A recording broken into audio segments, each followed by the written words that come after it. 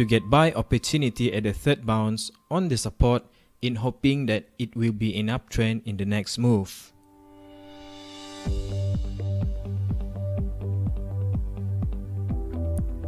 Support and resistance line is very important in affecting the price movement of a company or any financial equities. Price might fluctuate around any strong support or resistance line before continue to move up or down from previous movement. Initially, a stock price may fluctuate on a certain trading range. After some moment, it began to break out its current resistance and retrace to a price which is its previous resistance.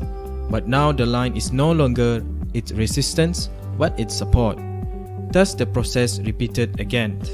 It fluctuates in its new trading range of its new resistance and support line. Then again after some moment it starts to break out again to reach a new high and making a new resistance line. After a while fluctuate, it hits its support and began to move lower than its support, thus now become its new resistance line. This is basic movement of any financial equities. From this knowledge, we learn that support and resistance line is important for us to determine the psychological and probability of aggressive buyer and seller changing hands. Now you start to learn on how to make a right support and resistance line in the market. Before we go into real chart, these are some rules on making support and resistance line. When you streaming a chart, start from the bounce furthest to the right and draw a line joining up to the bounces on the left. Normally, we can start from any side. In this example, we use from the farthest right because it's most recently priced. The second one, draw a line that touches as many bounces as possible.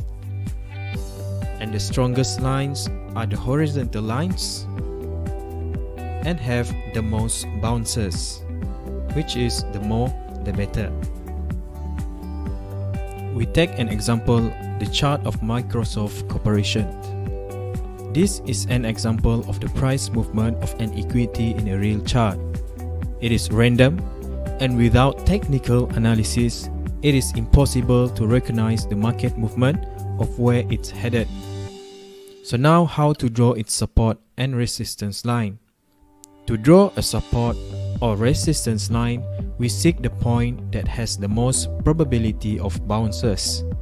In this case, we could see several bounces on the support and resistance.